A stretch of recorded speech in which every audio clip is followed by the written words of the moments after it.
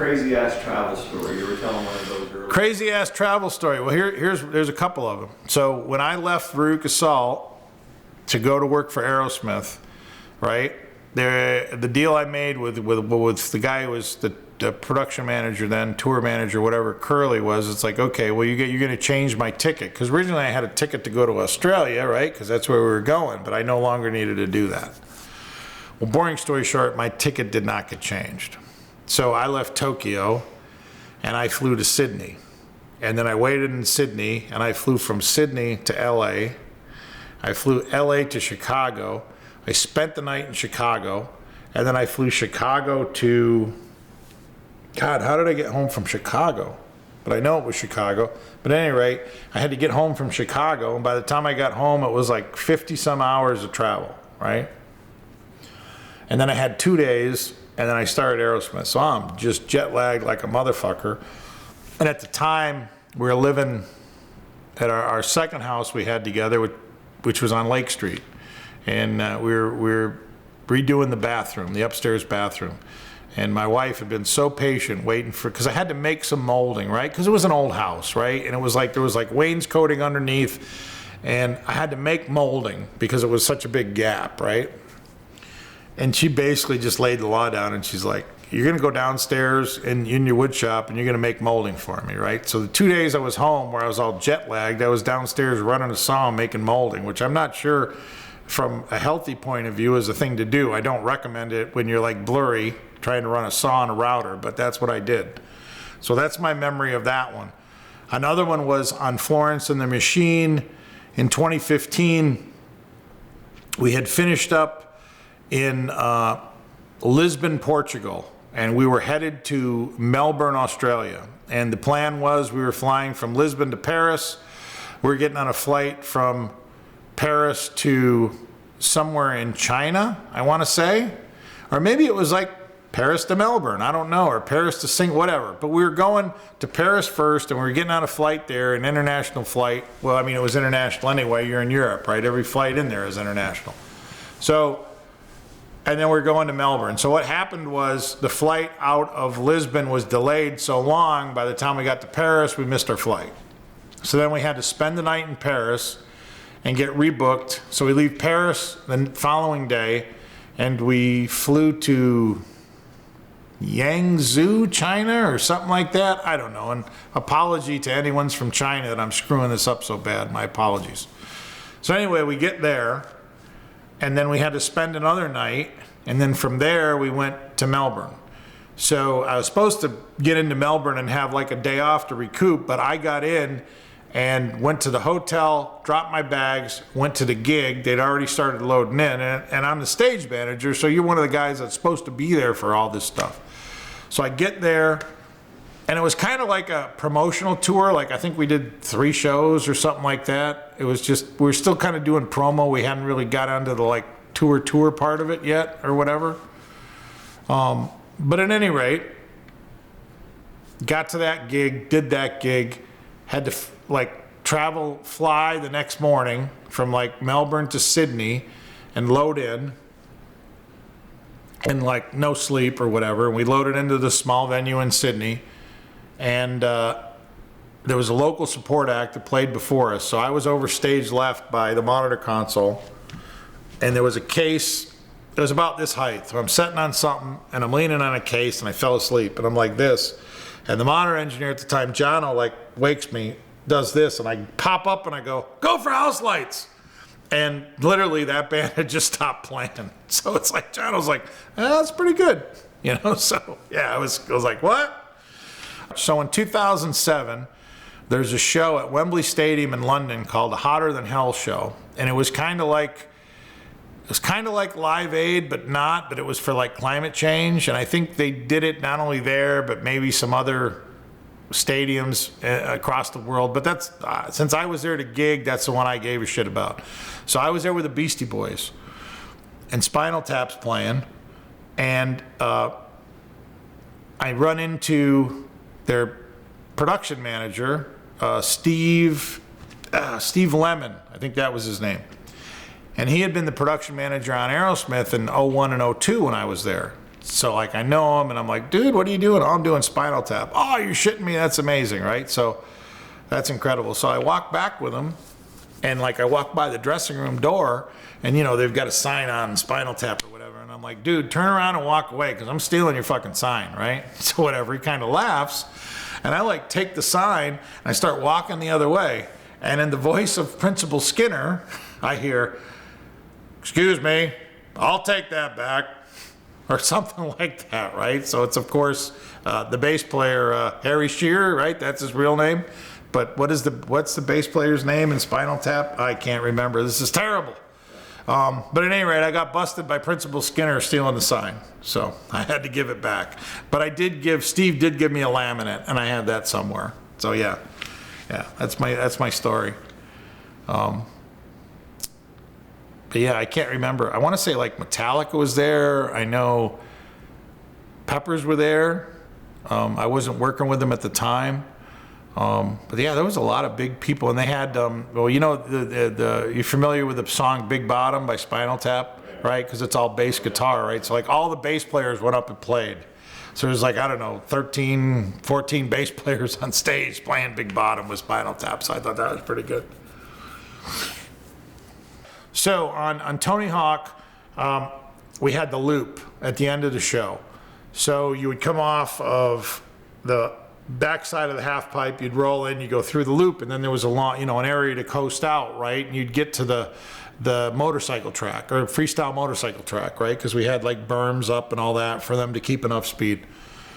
So during the day, I forget what show, they were testing it, right? One of the guys got part through and the skateboard shot out, and the rigger on the tour, Scotty Ward, happened to be walking by, and he got it in the knee, and it just dropped him. Now, he never said a word, right? And, you know, he's a hard ass. I think he was a Marine, right? He's a hard ass motherfucker. And it hurt him bad, right? So this is what, 2004, I guess, or whatever? And after that, he always walked with a limp. And it got worse and worse and worse to the point where he finally got his leg amputated because it was so bad. And then now it's so much better for him. But like, it just goes to show you that you never know, right? You just never know. So here's a little bit Beastie Boys story. Oh yeah, Beastie. So in the 1988 and the Hello Nasty tour, they were really adamant about not having anything made in China on the tour, like clothes, shoes, anything, right? So they were wearing, their shoes they wore on stage were DC, right? Because I guess they weren't made in China. I don't know. I just know that's what they wore. So now this is a number of years later. It was on actually the mix-up tour, right? So our wardrobe person at the time was like going through their cases, right? And they had all this stuff that had been accumulated, right? And they ended up like, you know, these warm-ups and track suits and all the stuff that they'd had on tour from that tour that they wore, and then the following tour to the 5 boroughs, and they took it all out and they donated it to, I think, homeless shelter, or they definitely donated it all, right? But there was a pair of these DCs that were size 12, and she's like, and they were for Yout because he had the biggest feet in the band. She's like, well, do you want to take them home? I'm like, yeah, because my son has really big feet. I think he's up to like a 15 or 16 now, but at that time he could wear them. So I took him home, and he wore them until he got out of them. And then either he or myself gave them to my father-in-law, who was still alive, because he could wear them. And then he passed in 2012, and my mother-in-law gave them back to me, so I still have the shoes. So like Yauk wore them, my kid wore them, my father-in-law wore them, and I still got them. So it's just, you know, there you go, you know? One of those stories. Let's see, what else? Oh, here's a Paul Di'Anno story I did not tell. So, we are in Salem, Oregon with Paul Di'Anno's Battle Zone, and the gig is inside a maximum security prison. We're loading the gear in, and the guards are like, we just want you boys to know, we do not recognize hostages. And we're like, oh, that's big. That's good. Yeah, that's good. So whatever. We get inside. We're setting up our gear, right? And somehow they had a program there, and like they had people donate some PA gear and whatnot. And some of the inmates were like, figured out how to put it together and whatnot. So, but I get in there and I'm unpacking my stuff. And I realize I have this like little clear plastic container that I have like guitar picks in and whatever. And I had forgotten, and I had like a freaking 6-inch lock blade in there. And I like literally, I crapped myself a little bit. I'm like, oh my God. And I'm like covering it all up and everything real quick and like pushing it back in the case it came out of, because I was like, oh, hell no, man. They will kill my ass with that knife. So, but we did the gig. We got out. There was no hostages taken. And so there you go. Everything was good. What's it like to play at prison? It was, I remember just wanting to get the hell out. Because once you're in, you're in. It's not like they let you out and come back in and all that. You're in, you do the gig, and when the gig's done and your gear's ready to go, you go out, and that's it. That's it. Yeah. But yeah, I was ready to leave. It was interesting though, because we played that in the afternoon, and then we drove to Portland and we played the Pine Street Theater at night. So we doubled down that day. 2 gigs. That part I do remember. Yeah. Oh, seriously, there's a bunch of stuff that I didn't talk about. I never read the Lemmy thing. Yeah. That I told you about. Yeah. All right, so I'm going to read this because I think I did a pretty good job typing it out. So I'm going to preface this. So in 1991 in the summer, there was this thing called Operation Rock and Roll, which was Judas Priest, Alice Cooper, Motorhead, and Metal Church. So at the time, I'm home from Megadeth, so this would have been in August, and like my wife and I are dating, at the time, not my wife, my girlfriend. So I'm like, hey, let's go see this show, right? Okay. So we drive up to Weedsport, New York, and I see everybody from the Judas Priest crew, because I knew them, Megadeth supported, and blah, blah, blah, and all that. So we're going to go to catering and get a free dinner, right? So catering is like picnic tables, right? So it's like the top and the bench and all that, right? Okay, so I've set the stage. So,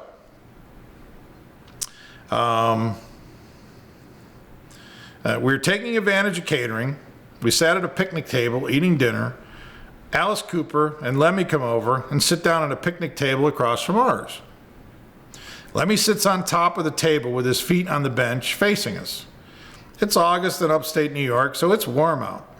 Lemmy is in a cutoff denim shorts, he's wearing a cutoff denim jacket with the sleeves cut off. He's in cutoff denim shorts.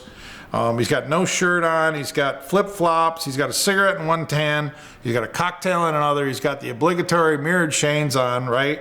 So it is like the quintessential, in my mind, beach look for Lemmy, right? And I'm like thinking, this is amazing.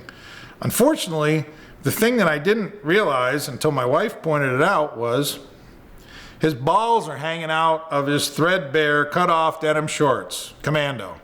So thank God my wife has a sense of humor. True story. My wife will back that one up.